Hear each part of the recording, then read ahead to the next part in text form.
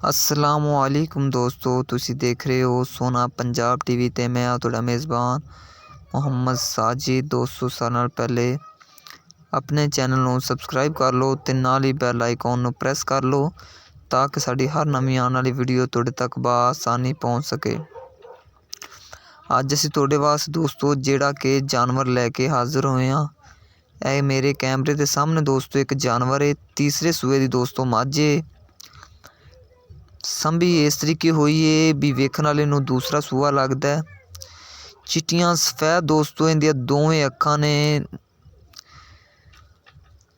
थोड़ा जा मत्था सफेद रखदी है ते बड़ी नस्ल जात वाली दोस्तों ए वाली मझ है। 15 लीटर दोस्तों मालक कहते ने दुध असीं इहदा दूसरे सूए चूंदे आउंदे रहे हां ते इस टाइम दोस्तों 7 तो 8 दिन सून ते लैंदी है। ते चड्डा माशाल्लाह दोस्तों हाज़र टाइम भी बहुत है, लेकिन मालक का यह कहना है भी इन्हें हाले तक होर तैयार होना है।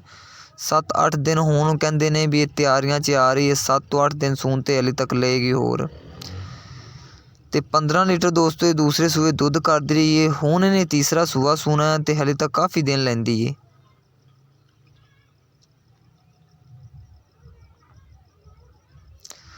दोस्तों तकरीबन वो कहते ने भी चप्पा चप्पा पिछे नूं चड्डा कढ़ लैंदी जदों कि तैयार हुंदी है। ते इस सूए कहते ने साडी 17 तो 18 लीटर दुध करेगी ये वाली मझ।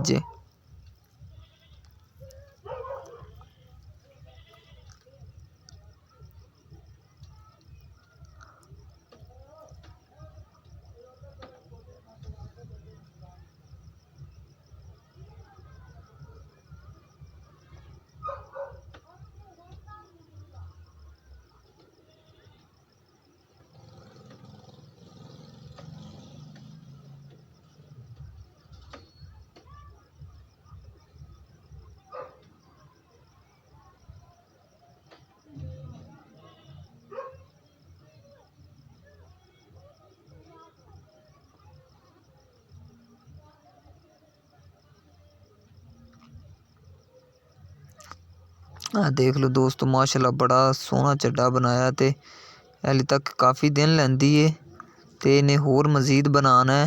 ये चड्डा इहदे वास्ते कोई चीज़ नहीं है।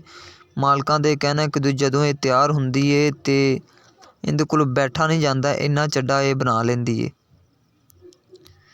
ते दुध दी मालक कहते ने 15 लीटर की असीं गरंटी देने जिहड़ा कि असीं दूसरे सूए चौंदे रहे हां। हुण इहने दोस्तों तीसरा सूआ सूना है।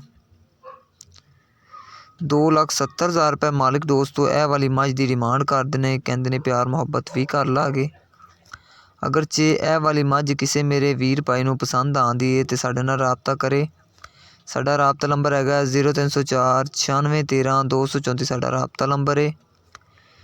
तो मज़ीद दोस्तों साडी एक नवीं वीडियो वेखण वास्ते साडे चैनल सोना पंजाब टीवी नूं सबसक्राइब कर लो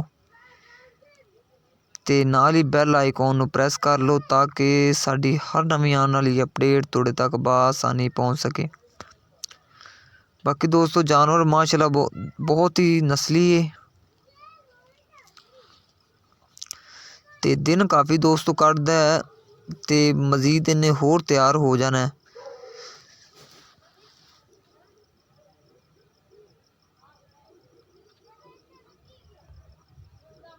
उम्मीद करने दोस्तों अज वाली वीडियो तुहानूं अच्छी लगी होएगी। मिलने एक नवीं वीडियो दे नाल। पाकिस्तान जिंदाबाद।